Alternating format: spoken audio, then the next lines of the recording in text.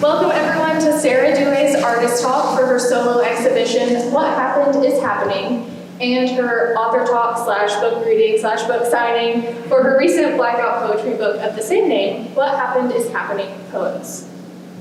For any centenary students that are here, we have passport points, a sign-up sheet at the front desk, so make sure to do that before you leave if you haven't done that already. My name is Alyssa Klaus. I'm the director of the Meadows Museum of Art, and I'm so happy to have Sarah's work up in the museum's Project Space Gallery through the month of March. The space rotates monthly, featuring a variety of local artists and curators, and Sarah's Blackout Poetry sits at that perfect intersection of literary art and visual art. Sarah Duet is a centenary alumna and is an interdisciplinary artist and writer who creates things to explore who we are, how we are connected, and why it matters. Her art and writing have been published in Point of View magazine, Art House America, Heliopolis, and Enneagram magazine. What Happened is Happening Poems, her first book of Blackout Poetry, will officially be released on March 29th, which is a week from today, and is available for pre-orders online, but Sarah has brought some copies of the book that she will be signing and selling after the talk. Sarah lives with her husband, Kurt Riekstrom, and their cat in Shreveport, Louisiana. And Sarah will be joined in conversation tonight by Jennifer Strange. Jennifer is also a centenary alumna and lives in Shreveport with her husband, 4 sons, 2 dogs, and 3 cats.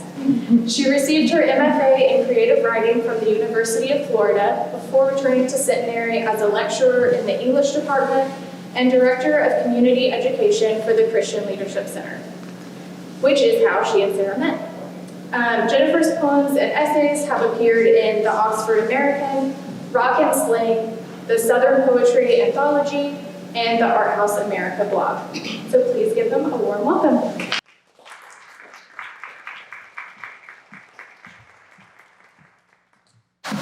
Thank y'all so much. Thank you for being here. I want to say that, and I really want you to hear me say that. This is my first in-person event in over 2 years. So that any one person is here is really exciting. That all of you specifically are here is extra exciting. So Alyssa's done a great job of setting us up, explaining why we're here, and I hope that you've gotten a chance to take a look at the exhibit in the project space, or that you can after we have this conversation.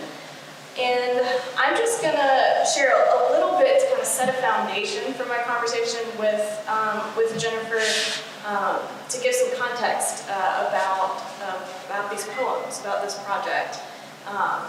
But I want to get her up here as quickly as possible. I've spent a lot of solo time working on this, and it's exciting to be in the conversational stage, and we will, of course, open it to conversation with everyone in the room after we discuss for a bit. So to start, if you're not familiar with Blackout Poetry, it's just a form of found poetry where you take a source text, like an old newspaper, magazine, old book, and erase words, remove words, and whittle it down until what remains forms new meaning in the form of a poem. And this is something that I had heard about 10 years ago when Austin Kleon's first book, second book, Steal Like an Artist, came out right after I graduated from college. And so I knew about it for a long time, but I had never tried it. And I, like many other people in 2020, given everything that was going on, was feeling pretty bottlenecked creatively. Like there was all of this to process, to say, to ask, to think about, and I was having a really hard time getting anything out. The previous methods and mediums that I worked in just weren't working. Really the language I had, the language systems I had, were failing in the current context. And so I turned to Blackout Poetry because I know that it's often easier to make something from something that already exists. that's a good way to kind of kickstart creativity rather than a blank page that can be overwhelming in all its possibility. If you start working with something that already exists, that can kickstart things. So that is a little bit on how I came to try Blackout Poetry as a medium, and it just ended up being a really valuable, much needed creative flow. So with that, if you'll allow me, I'll read a little bit from the introduction to the book, which is giving you a window into what I was thinking putting together this body of work as it developed. So from the introduction, you know the cliche, hindsight is 20/20. We can see more clearly with additional information, looking back to better understand our experience. And in many ways, the year 2020 offered us a rare opportunity for hindsight. It revealed truths about our individual and collective experiences that many of us had previously been able to avoid seeing, whether through distraction, denial, or privilege. The virus that caused this pandemic may have been novel, but the vulnerabilities it has exposed largely are not. So many of the challenges we now face were already present, have only been exacerbated, and can no longer be denied. I'm going to take a big breath for this sentence. The unsustainable pace of a society optimized for efficiency at all costs, increasing inequity, systemic racism, the escalating climate crisis, weakened institutions, rampant individualism, authoritarian fear-mongering, lack of empathic imagination, and our general inability to tolerate uncertainty or solitude are on full display at the collective level. The forced pause, for those of us with the privilege to take it, made just enough space for us to turn our attention to these challenges and to examine what they tell us about ourselves. Yes, this has been overwhelming, but we can only change things if we face them and don't turn away in a frenzied attempt to return to, quote, normal. Normal wasn't working for many people anyway. In fact, the accepted norms are what put us at risk for the personal, national, and global crises we find ourselves in today. On a more hopeful note, we have also seen with greater clarity the human capacities for resilience and generosity and the power of collective action in the face of tragedy. Truly, the only way out is through, as 12-step wisdom teaches us. And if enough of us join our efforts, I believe we can find a better way to move forward together. At a personal level, I was able to look at my own history without the pressure to maintain such a frenetic pace of life. I identified just how much of life up to this point has been exhausting for me. Many of the changes that the pandemic necessitated, like working exclusively from home, maintaining fewer social obligations, and traveling less, have actually significantly reduced my stress levels and improved my health. Of course, plenty of other new stressors about viral loads and risk mitigation and missing my friends and family and general existential dread surfaced, but once that dust settled a bit, I could see that so much of what I had assumed was required in life is actually optional. And like many people, I'm in the process of reconsidering how I spend my time, the kinds of work I do, and what I do and don't want to bring with me when we finally emerge from this pandemic season. And then between the collective and the personal lies the relational, our connection with friends, partners, families, coworkers. The effect of the pandemic on these relationships, like everything else, is wide-ranging. Ruptures, repairs, stagnations, revivals, and everything in between seem to abound. Some people are thriving while many are fighting to survive, and still others have not made it.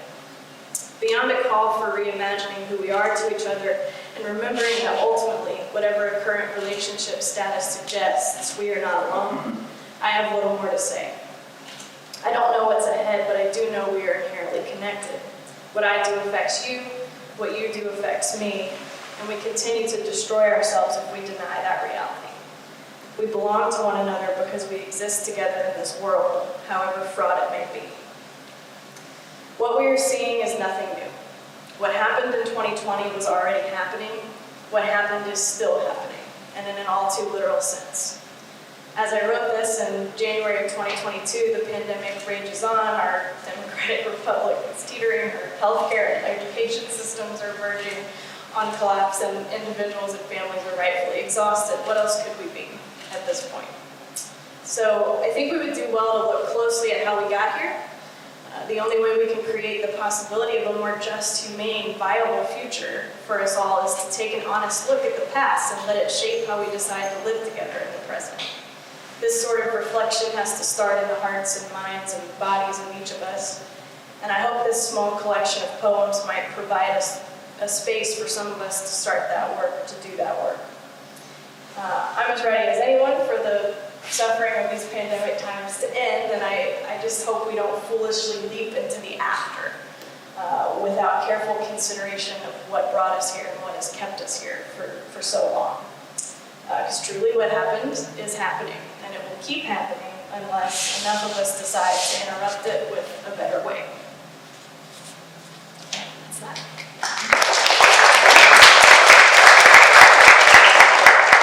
Thank you. I will invite Jennifer, please, to come join me. It feels so weird to call you Jennifer. You're Jay Strange. I'm sorry. That's what we called her when she was a professor. No. Feel free. How about do this? Taller than I am. Can I leave it there or do I need to hold it? You may want. I need to hold it. Okay. Where's Alyssa? Maybe it's in the chairs. Deploy you in that. This or something. Thanks. Hi. How are you? Good. Over there. I feel like we should begin by discussing the laundry. Airing the laundry? Airing the laundry. Yeah. Because we're not in your space. We're not. It's Yeah, somebody else's space. I think most of you know that, but yeah, that's important. This is not my exhibit. Mine is in the other room, but We can't all fit in there. we can't all fit in there safely or at all. But I actually think this is really apt. Like this is when Alyssa showed me the room at first, I was like, I don't know how this is going to work. But I actually think it's perfect. So and I was able to virtually join Libby's artist talk about this exhibit, and it's called is it Taming the Chaotic Mind? Yes. Yes. So here's the thing. My exhibit is minimal. It's calm. It's, I hope, peaceful and quiet. But that is the external result that comes out of an internal landscape that looks and feels a whole lot more like this. It is a chaotic mind and inner life that has produced that, because I have to have that sort of external order and minimalism to counter like what happens internally. So I love that we're having a conversation in this space. It's a really nice serendipity that these two exhibits are here at the same time, expressing similar things, but in such different ways. This exhibit is it fair to say that it's more visual than yours? No, you don't like that. Oh no, I didn't. You have a face. Processing face. Okay, all right. I don't know that I really have the language for it. I want you to say some things about which your introduction to the book says some of, but the fact that your exhibit is both visual art and verbal art. This is not, I guess there are some words, but I don't think you're meant to read them. So this is not verbal art in at all the same way. But maybe this is not visual, yours is not visual art in the same way that this is. And so what makes your exhibit visual and verbal? Yeah. It's obvious how it's verbal. Besides the fact that it's the Why does it primary. belong in a museum? The primary medium is words. Yeah, well, and I don't even know that I'm the person to answer that particular question best, because I didn't envision it as being in a museum. That was floated here and there by other folks, and then ultimately Alyssa was the one that said, like, I would really be interested in displaying this at the Meadows, which was really interesting to me, and they are. I mean, their aesthetic works. There was care taken in exactly what they look like and the shape of the marker and the ratio of the lines, the black space to white space, negative space. So that's all happening. I tend to skew like visual and literary in whatever mediums I'm working in. I think there's always both present, I would say. But yeah, I guess this is more kind of, I was going to say traditional. I wouldn't call it traditional, but yeah, more of what you would expect to. Yeah, but it is traditional in that sense because you don't expect to walk into a museum and see poems on the wall. Sure. You know, and so like I had said to you too, I've been to many readings at the Meadows, but I don't think I have ever seen an exhibit of poems at the Meadows, nor do I really expect to see one again, alas. But your pieces are, I mean, they're pages. They're objects in a way that a poem I have written would never be. So, you know, I think we talked a little bit about this the other day, that poems, I think any poet thinks about poetry in terms of how it looks on the page. It's different from writing prose, where you've got word wrap and you're interested in sentence structure, and it's not that it's not musical and not artful, but it's not visual in the same way. But poems are. They've got line length and they look a certain way on the page and you're interested in that. And so even if they're, you know, as a reader or as a writer, so even if they're not concrete poems or they're not poems that are constructed to look a particular way on the page, they're still interesting to see on the page in a way that I think prose really is. So you, though, as somebody who has, I mean, you are by trade, by practice, by long experience, a visual artist. Not that you aren't also a musician and also a writer, but you are also a visual artist in a way that most poets aren't, I don't think. Sure. So, you know, what is that experience like when you sit to craft a poem and you're thinking about, I mean, you've spoken a little bit about this, but how do you think about that negative space? And how do you think about how it looks on the page when you also have to make something that means something to you? Yeah, I mean, it's sort of a negotiation, and the goal kind of determines like what aesthetic choices I might privilege in the process, I think. So, you know, I started these, and I think that's clear maybe from what I shared earlier. I started these just as a personal exercise, a process, almost like a journal that I needed to do to be able to have creative output in my other work. I mean, I make my living as a creative person, and if I can't create, that's a problem. And so this was sort of a priming the pumps thing that I found that worked, that got the flow going.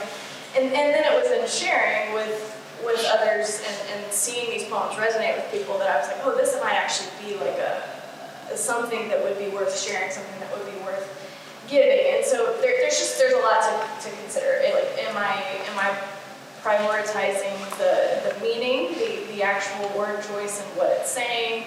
But also I do want it to kind of have a visual balance on the page if possible, not have all the words be, you know, scrunched up right against one another, have a nice spacing. And sometimes that just kind of all happens very naturally, and it kind of all works together. But sometimes it's like, okay, this is not going to look great, but this is what it needs to say. And then, of course, if it is totally for personal work, I'm much looser with that. It doesn't really matter. It's just like what I can get down, what I can find. And I think in the book, if you look at it, you can see the progression. Like, as I have moved along, I've gotten a lot more specific with kind of my guardrails, like my craft choices, like not using more than 3 or 4 words in a row, and some other just guards I have in place for myself to honor the craft. But I've included some in the book that were very early on and pretty just kind of scratchy with a little marker. You know, like you can see the progression from kind of personal to more of a crafted thing. But you know, you threw out the word concrete poem, and if any some of you like me, until Thursday when we connected, may not know or remember what a concrete poem is. And so we're dancing around a thing. Like we're starting to dance around the fact that we are both poets. That's new for me to like publicly claim that, but It's on the wall. it's on the wall. So it's legit. It's on the wall. It's in the book. We are both poets, but we make very different sorts of poetry. And I laughed with Alyssa when we were hanging the exhibit because in a lot of ways it's ironic for me to be here at Meadows 12 years after graduate, 11 years after whatever, with a poetry exhibit for two reasons. Because I don't remember being a particularly good poetry student. It's better than she. Well, that's not exactly what you said the other day. But You're always better at prose. this is true.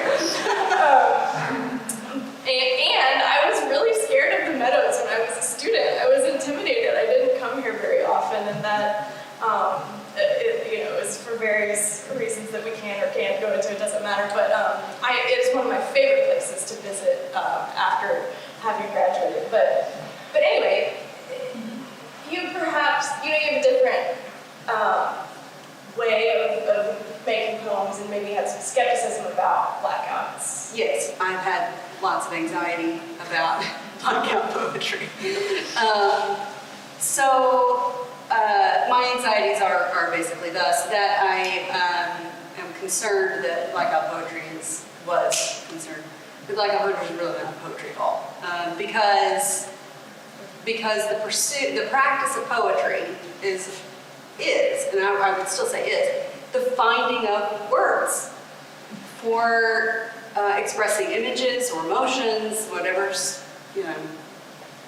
you're up to in the line or the poem, more largely. And so that means that the privilege and the responsibility of the poet is, at least in part, to know all of the words and find the words, right? And when you are limiting yourself to words that somebody else put on a page for some other function, this to me seems problematic, right? And maybe unpoetic, okay? So then, but I started thinking about it, especially as Sarah was putting these poems together, and I'm reading them on Instagram, and with my mask on for safety, and I'm thinking, okay, well, so, because they're all around the pandemic, and so I'm thinking, okay, well, it looks like a poem, smells like a poem, sounds like a poem, maybe it's a poem. and they are, so why are they? So then I have to sort of start thinking, why are these things poems? Why does this count, And it suddenly occurred to me that they're I think they're a kind of formal poetry. So when I think of, it's not that I only write formal poems, but I certainly like formal poems, in part because they're very definitely poems. If you have a sonnet, it's either a good sonnet or a bad sonnet, but it's a sonnet, and because it followed the rules. So there's a part of that really suits me.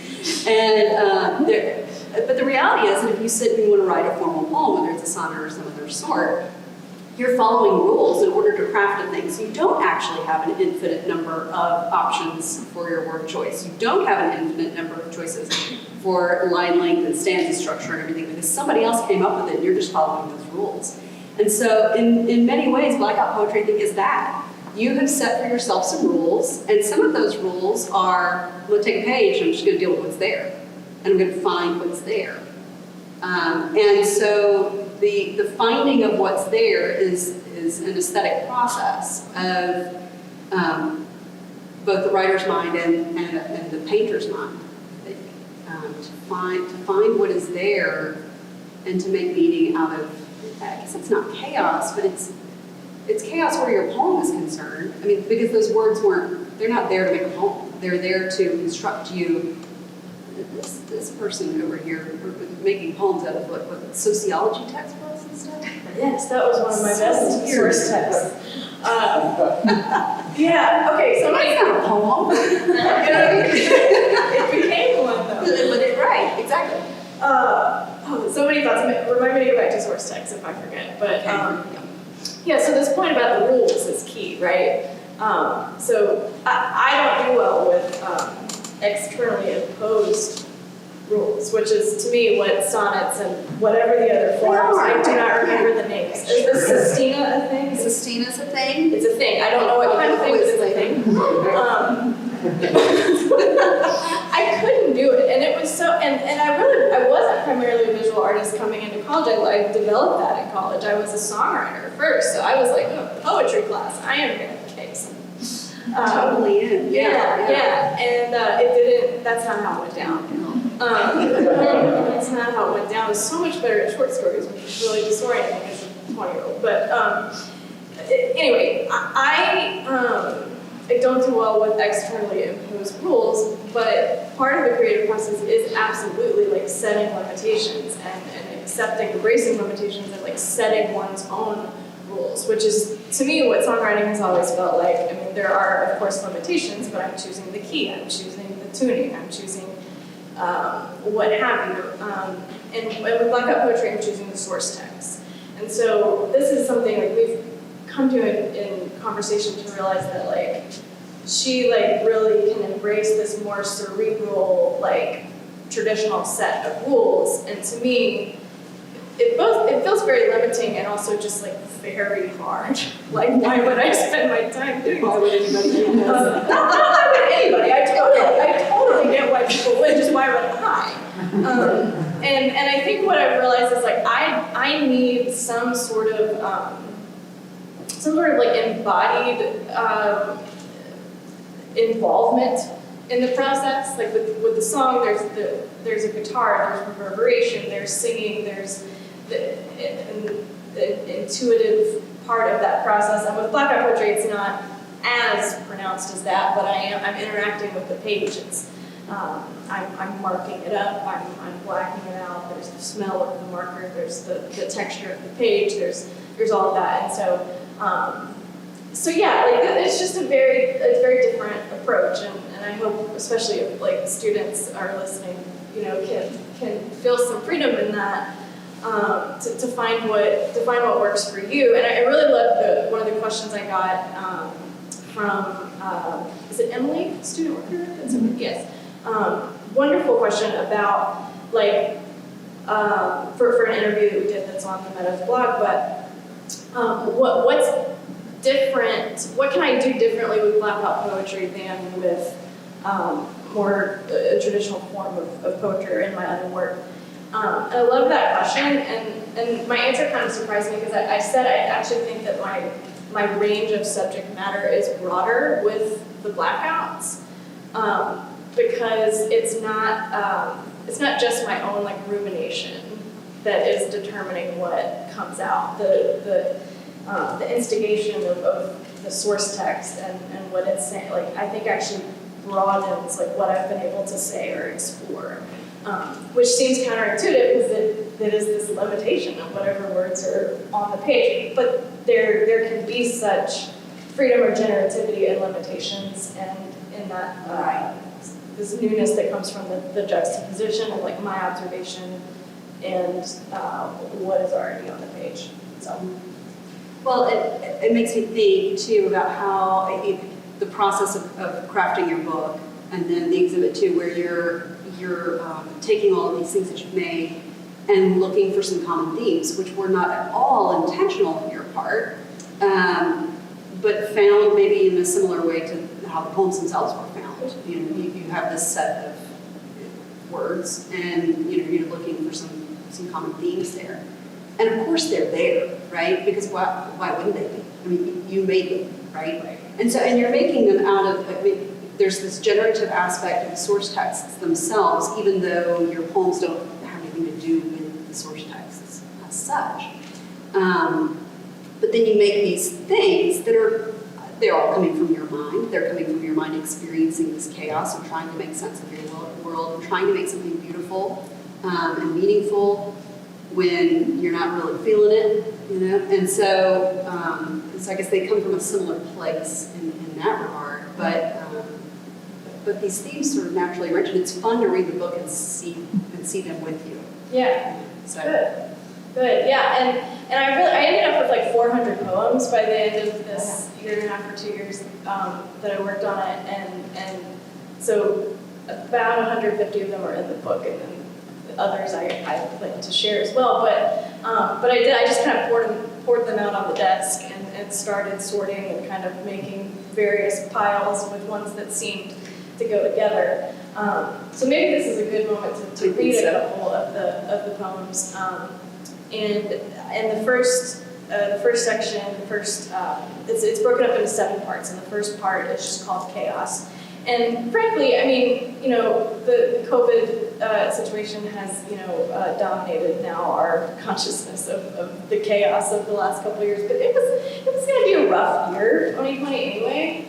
Like, it was a good, like my theme, my mantra, like that I was going into 2020 with was like, this year is going to be awful, but at least we have the Olympics. And then we did it. So I was expecting the chaos, but then, you know, it obviously compounded beyond what any of us perhaps imagined. So this is just a couple from the chaos section. Every so often, things heat up. A series of violent catastrophes, disasters, like everything else that people endure, like bad weather. There is little sense in anything.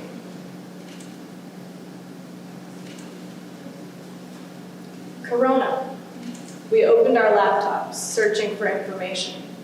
God, Google. More complicated and less hopeful. We couldn't even imagine a day 9 months later. People around the world were praying. No one can assume the situation is a cosmic regularity. Hurry and argument industrialized difference. Differences within as well as those between. Down-to-earth spirituality calls for justice. Fear and the whole business of manipulating facts disguise refusal to believe expert opinion as good. Science does know, actually. now that poem is a fun poem. At the end of the first section? Yeah, it feels like a subtweet. Because it's it really is. And Artful subtweet. And it's just a phrase. I mean, you a phrase not, you broke your own rules. I did. I used a sentence, but it was Farhad Maju in the New York Times who wrote that sentence, so we will give him that. So the craft of that was where it was placed in the book, rather than the actual lifting of it. Yeah, so there's this interesting conversation, I think, that happens between the poems and the way that they're structured in the book, because they stand on their own, but they're working together to accomplish something too. Okay, so let's talk about that a little bit, maybe the how you have organized this. So there's a word for every section, a title for every section that is a word, but you have described them differently on the back, some of them anyway. Some of them get the same word, and some of them get different words. And so we talked about a couple of these that I find particularly interesting. So I wonder if you could yammer about those for a little bit. So the two that I find most interesting in terms of our word choice for the sections are the one section that is properly titled Histories, but on the back you clearly reveal to us that it is about politics. Okay, but you didn't call it politics. Okay, and then there's a section called Mysteries. Mysteries or mystery? Mysteries. And on the back, you tell us that that is about spirituality. So these two I find especially interesting, these word choices that are, the section that you read from the introduction clearly tells any of us who are, like, if any of you are brand new to Sarah's work, which I recognize is not the case. But, you're a woman with some opinions about some things, politically and otherwise. But that's not how you're going to present it. So the section titles are not offered to us in a partisan way. So this is the word we landed on the other day. And it's interesting to me then to think about how the poems get presented. It's not that they're positionless, not at all, but they're framed in language that is think, nonpartisan. And so, why'd you do that? Yeah, I hope so. I mean, and I think that this would be of interest, speaks to, I mean, the question about the politics history section in particular, like, speaks to, like, what has happened to language, which is, of course, part of my decision for college. Like, I'm not going to call this section politics because, like, maybe 4 people would be like, oh yeah, let me read that, and the rest of you would be like, let me skip this. With, like, good reason. I mean, given the context of where we live and what is happening in the world. And so, but histories, to speak to that particularly, since you pulled that out, I mean, that is pulled, each word for the part, section titles, is pulled from one of the poems. So it's extracted from one of the poems, and the first poem in the history section is called Hidden Histories, and it's on the wall in the gallery space too.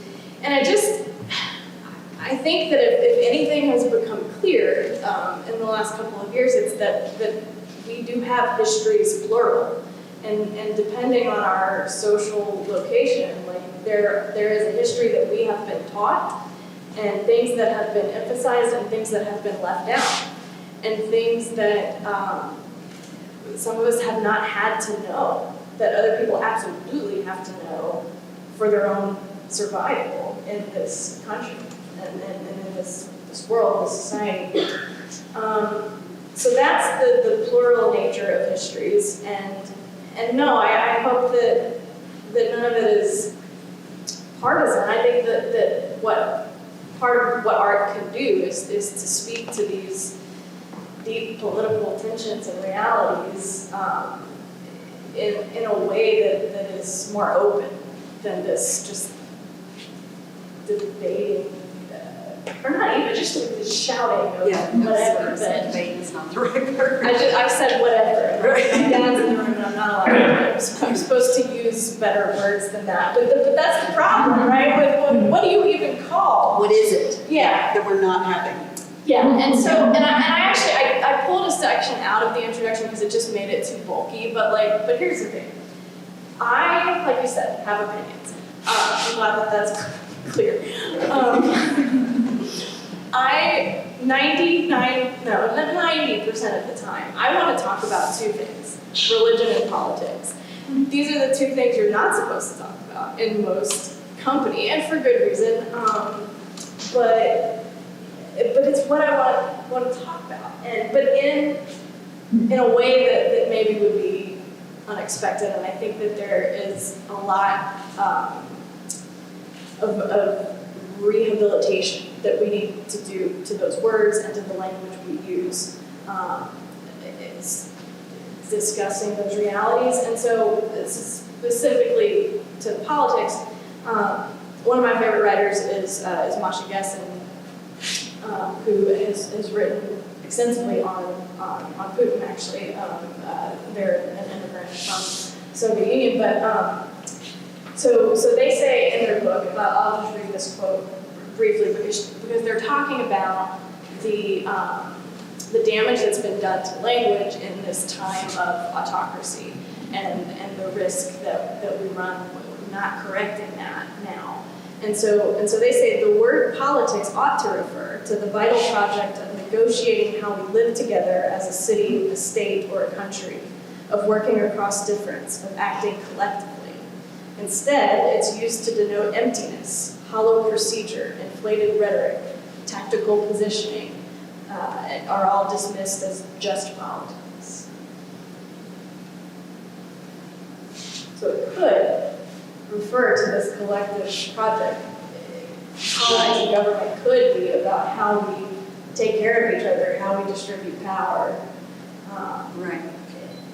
In a way that, to me, is connected to religion, because I just have to go back to the etymology of that word, which comes from the Latin word religio religare, which just means to bind together again.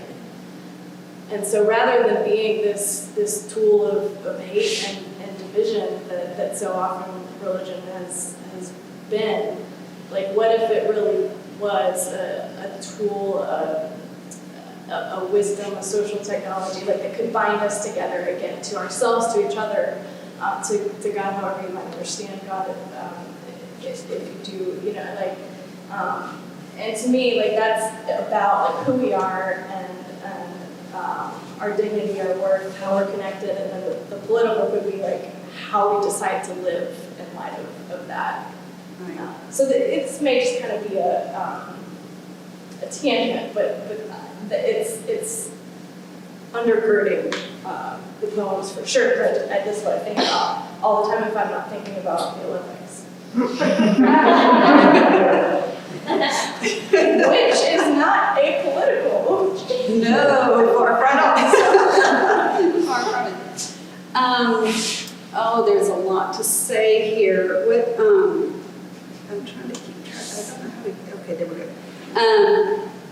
Oh, well, okay, so part of what you're saying is, I think, is a sort of, it's a description of process.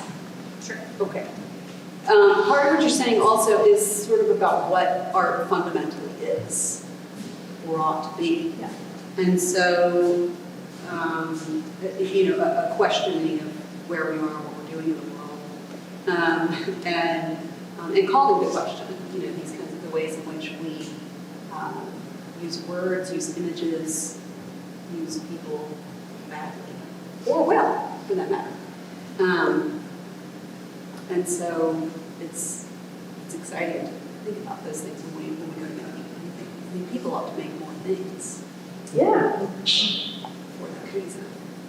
Yeah. If only for the personal clarity and health benefits. I mean, it's proven now. I mean, just even if you make things that you don't share with anyone, just journaling, I think it's like 15 to 20 minutes 3 times a week, like improves immune function, lowers heart rate, like decreases susceptibility to various kinds of illnesses. I mean, it's Medicine. yeah, it's a worthy thing for anyone to try.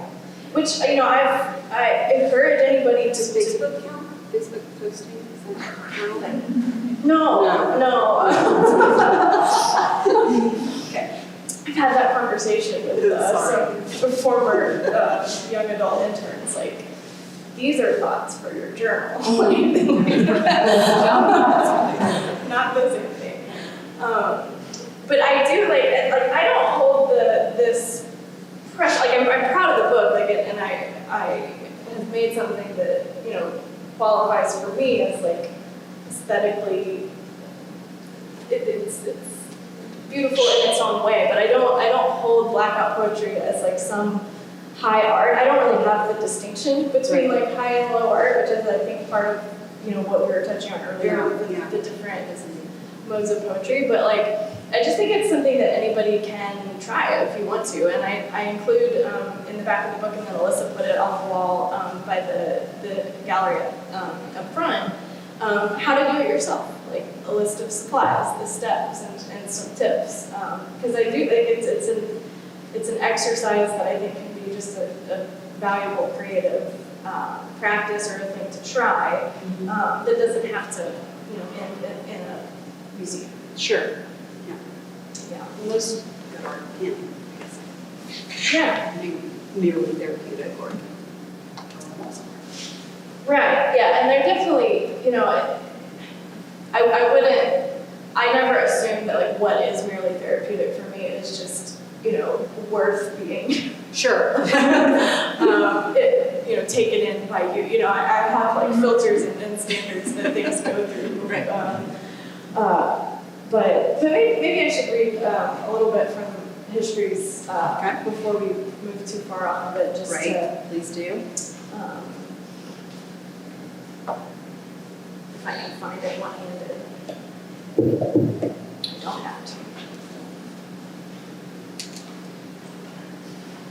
Okay, histories. Hidden histories. You come to realize the stories we know don't nearly capture our hidden histories. Art explores unearthed space to reconstruct history and create an archive of identity, uncovering hidden histories. Fear of lynching is not a thing of the past. Racism is alive and well.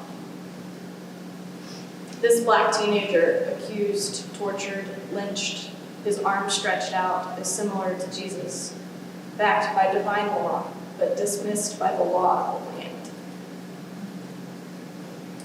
Living together in difference creates a space to reflect on systematic change.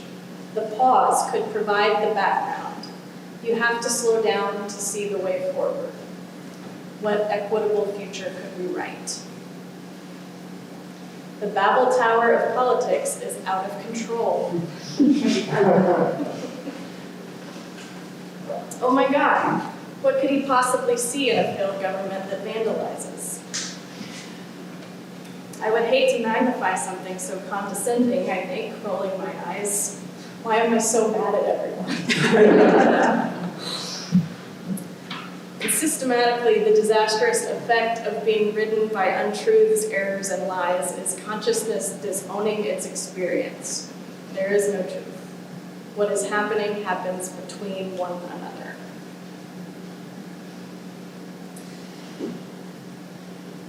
So that's some reflection on the collective reality that we find ourselves in. And I follow that. The next part is called breath. And that speaks to kind of the inner experience and mental health and self-care and how to keep going as a person in light of that reality. Should I read a couple more? Did you have a... No, go ahead. Okay. My question will apply. Okay. So this is from the section breath. Consider many deep breaths, some counseling, making pancakes, walking the dog, exercise regularly, travel, read, work hard but not too hard. Extreme uncertainty plays two roles, both tether and propulsion, accelerating us homeward by God's laws of physics. We must accept that the plans we made cannot be carried out. The future is two feelings, loss and hope simultaneously. Sleep could fix every fixable thing. I understood with a glass of water I could reasonably hope. Any certainty is a performance. I don't know what I'm doing. I don't know why. I don't know. I've been sitting here a lot making lists of things I won't do. I feel the tears coming. Who cares? I'm so tired. Sit and feel. Try to hold on. Depression and despair may be fussy, but not frivolous. Allow a space to move. Slow release, new growth, desire. This encourages blooming. So I was going to return to the question of source texts after you read the poems from the history section, but I'm actually really glad that you continued reading because I think that the useful, that's not the word I want, I'm amazed at how you can find these poems that seem so politically out, like one might want to write even without words to write on page, from these texts. But maybe it seems, I'm sure it's not obvious to look at just like the relatively blank page, right, your canvas there, and find the poems that way. But when you hear the poems, you go, oh, well, yeah, it's about politics, right? But then when I hear the poems that you've placed in the section after, okay, well, these are lovely too. They work as poems. They seem as though you would have crafted them in response to events that you've experienced, and yet you're working you're playing word search to make these poems. Well, which reminds me of the source text question, because what was wild to me is I didn't use very many current texts. I occasionally was using newspapers, but I have one of the reasons I didn't do blackouts for forever was because the way I was introduced was newspaper blackout, and I have a sensory thing, I can't touch newspaper without being distressed, just thinking about it. But then I was like, oh, I could use other things. So you don't have to just use newspapers. So I did occasionally. There are a few New York Times pieces here, but by and large, this is from textbooks from the early 2000s or from my time at Centenary. It's magazines from over the last couple of years. A memoir, that, like the Corona poem I read earlier. Corona, that was in a memoir from years ago that was in reference to the beer. Like that was not about COVID or any sort of virus. And so it's amazing what you can find and what I was able to like comment on and respond to in source texts that were not about like what we were or are going through. Alyssa asked me when we were installing, because there's one poem called The Art of Being that has 2020, like it's dated, and she asked about that, and I love that poem because it is from Golf Digest. I bought Golf Digest to make a collage for Dad for like Christmas or birthday or something, and I was like, oh, I'll just keep it for blackouts, and that's where I got The Art of Being from Golf Digest. So you never know. To look for poems. Yeah, there very are sociology textbooks and Golf Digest. It's not my go-to inspiration. And yet, yeah, you were able to find these incredibly provocative. I mean, not all the poems are provocative, but some of them are. It's sort of stunning. I mean, these words are on a page somewhere in a completely different context, doing something quite different. And one thing that I did hold myself to, like you said, like because this was a progression of like the first ones that I made all the way up to things I made a couple months ago.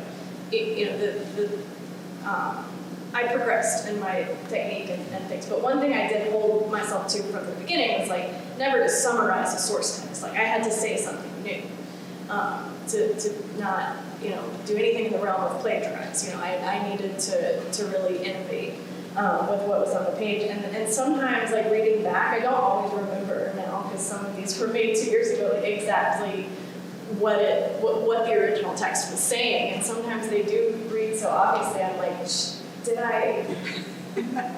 I not summarize it? Right, yeah, the original Memphis. like did I go far? But I know that I held myself to that. But sometimes it does end up sounding kind of so obvious, which is interesting. Well, I guess that's just the usefulness of the words on the page, though, and the mind piecing them back together, like a different puzzle. But well, we're at 7. Okay, so let's definitely make some Q&A Yeah, space. yeah, I think so. You want to read a few more poems and open it for questions, or you want to open it for questions, or you want to say? Let's open it for questions, and then if any questions or thoughts prompt me to think of a poem I might read, then we can kind of go back and forth. But yeah, we've allotted about 15 minutes for questions. This shows my ignorance about what Blackout Poetry is, but so it's always taken from a single source. Each poem comes from a different single source.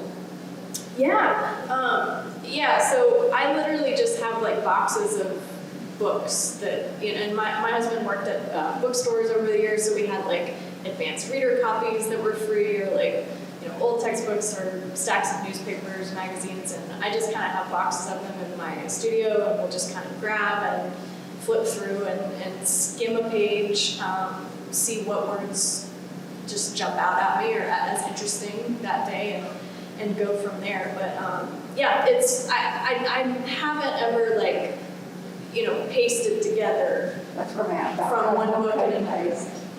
occasionally the way like newspapers and magazines are laid out, like in the columns, sometimes I'll use 2 columns or something that aren't going together, but I haven't ever just copied and pasted from 2 totally different source texts, which now is sounding interesting to me. I'm excited that might be fun to try. So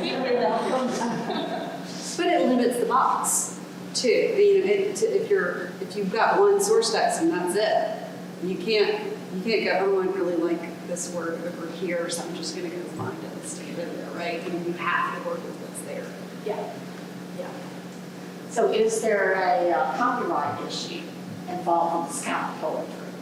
That's a great question, and I asked first. I asked Kurt, my husband, who's in publishing and more aware of those sorts of things, and I bought a couple of other Blackout Poetry books because they do exist, and it hasn't seemed to be a problem, and my thing that I've done is I have credited the source text, and like I said, I've absolutely made sure to not summarize any source text, to innovate as much as possible.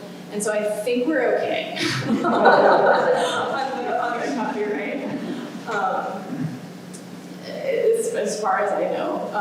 And I just tried to hold it in as much integrity as possible. But I did check that out, and generally people just credit sources whenever they can. So in the beginning of its process, spiritual practice, creative project, and at that point when you started to get the idea, oh, maybe this is going to become public, what shifted for you, like, with pressure coming in now? Oh, now eyes are going to be on it, or whatever. Like, what did you notice in terms of the process? Once it was went from internal to...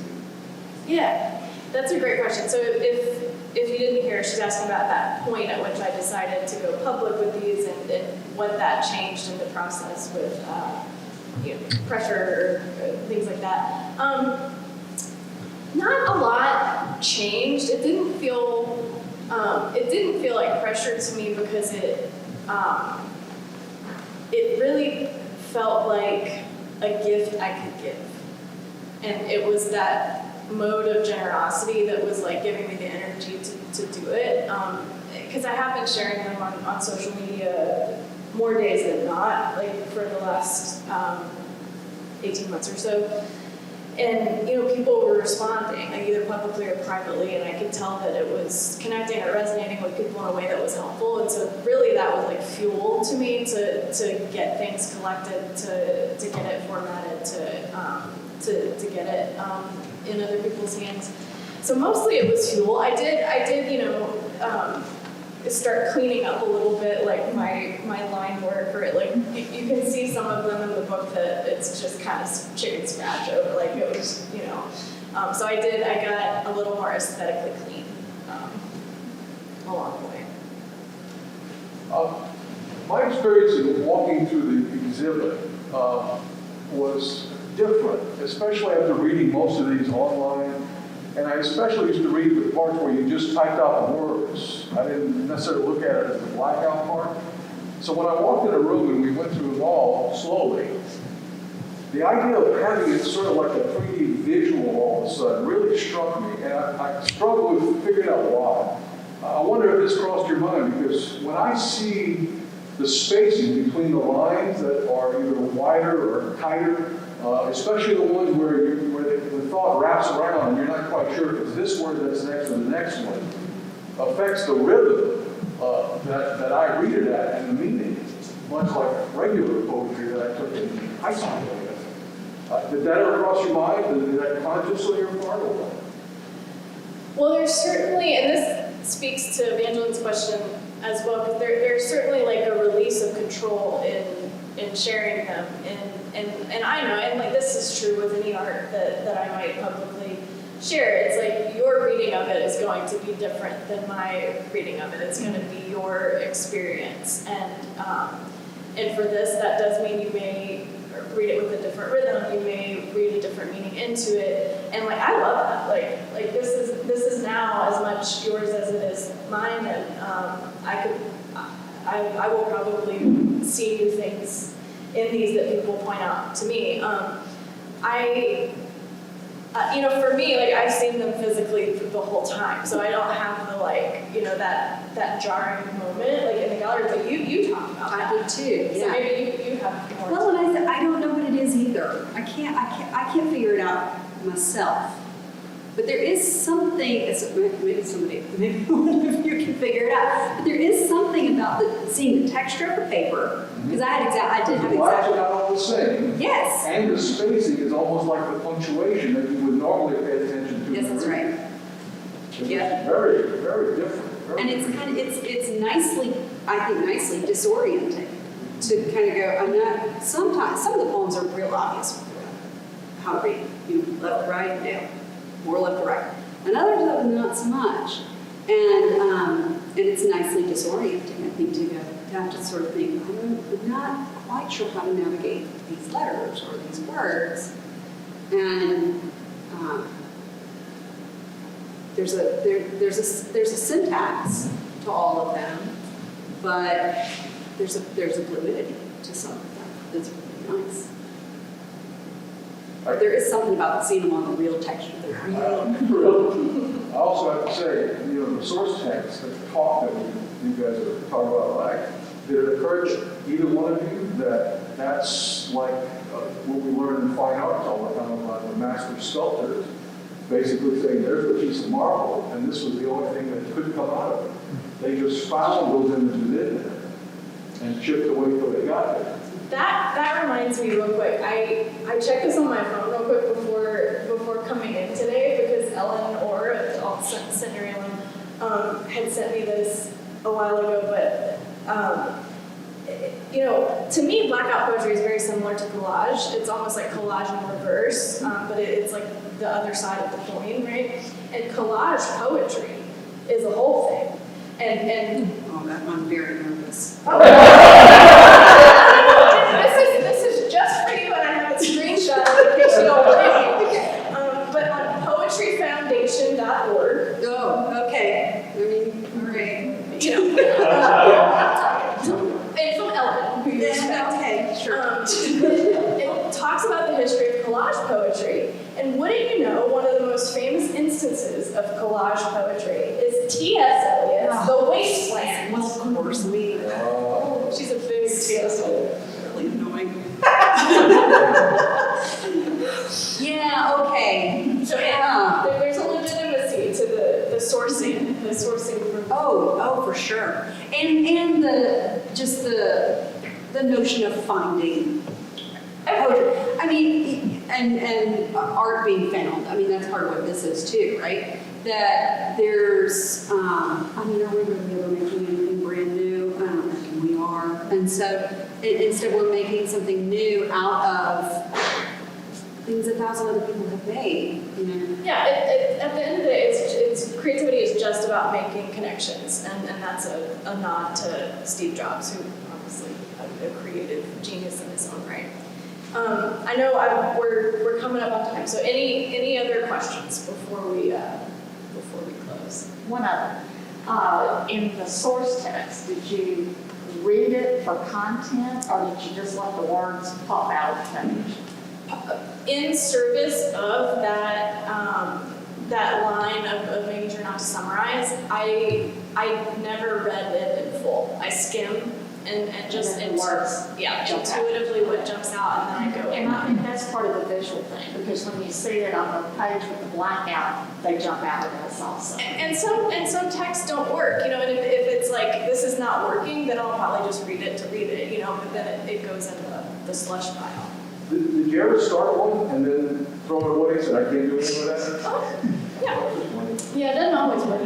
Did you have a question, Isaac? How many markers did you use? How many markers did I use? I wish I had kept track. That is actually a really fun question. A lot, yeah, and I just have been asking for them for birthdays and Christmas, and everybody, they just give me Sharpies now. So maybe I'll start counting. I'll check my answer. So, ever since I first started poetry, I just thought it was incredible. Specifically the way that it proceeds through this practice of negation, and it's not through, and it's language emerges in the poetry, not through an expressive form, as much as it is through this kind of blacking out. And think to me so commonly like language is thought of as an expressive medium, and that assumes a certain degree of agency over language itself. But in like when you are doing this practice, what like really resonates with me is that there is this sort of letting go of agency or a recognition of a lack of agency in the production itself. And what's really interesting too is that itself is liberating. And it's interesting that you found this in the middle of the pandemic where there was so much that was out of control. And that in this moment of recognizing the lack of your own agency, you produced something that was settling. Yes. I've just been waiting for Cohen's thoughts. And I'm trying not to cry. Yeah, I mean, what an astute observation, and what can I add to that? Like, I think that is part of what was so therapeutic, liberating, energizing about it, that it was sort of this microcosm of this, like, giving over agency that was taken from me and so many others, you know, in the broader sense, and doing that on a small scale repetitively over and over again, and making order out of that and making something beautiful out of that. That was the whole deal. That was the whole project. I have another question, but it's a little bit Please. more mundane. Can you talk about the moment of recognition when you're working on a blackout poem and you see a poem come to emerge from the page? Like, what is that moment? You know, and that's kind of like an esoteric way of framing it. But when does the page become a poem, I guess? Yeah. You know, it kind of depends. It's not always the same process, but there really has been a rhythm to these. Like, more often than not, I can find a poem, and they often come in spurts. There's something about, like, once it gets going, if I have the time, it will continue going, and I'm thinking about answering your question somatically. Like, I'm thinking about what it feels like in my body. So of course it starts visually. It starts with my eyes, like what I'm seeing on the page, and I start with a pencil and just kind of underline words that may be of interest, and then, you know, you're skimming down, skimming up, and then just kind of zooming it out and just kind of letting things connect as they will. And it is very like there's energy. Like, but most things for me start in the chest, they start around the heart. And so it's energizing and kind of moves me toward the page to kind of ride that wave, like whatever is coming. And it's really satisfying to be able to complete that whole cycle in a sitting, you know, and to finish with the marker and to see it. I would sometimes pencil things at night and return to them in the morning and black them out, just to let them sit a little longer and to kind of percolate and then edit. They're almost always better the more I remove, the more I negate. But yeah, that's the best I can do to put words to the process. Thank you. Okay. I think you should read a couple more poems. I will just read from the last section very briefly, and then we have refreshments, and I will put my mask back on and be ready to mingle. Mingling, a thing that I didn't know I would miss so much. Okay. So the last section, I've skipped a couple, but the last section I've called choice, which correlates to hope for me, which I think is a choice for us at this point. Little by little, you know what might have been. Rest for a while. Tears baptize every detour. This choice, a turning point in history, the end of old systems. We are recovering from trauma and isolation. Sometimes I miss vacationing together, planning activities, happy hours, group dinners, and cleaning dishes after. We'd discuss work, books, and the stuff of love and anguish. Face the uncertainties with hope. Refuse to separate head from heart, individual from community. Explore. Thoughtful, integrated, rooted. Another season passes. Exhale sighs of reassurance. We've survived another year. To ask big questions, to accept each other, to appreciate are our oxygen tanks. We feel isolated, yes, but in our connection we make our way and are moving forward. Embrace the changing plan to calm the push-pull struggle. Everything now, all together, is just growing up. Finally, I don't know your race, your religion, whether you are young or old. I do know that you are not alone.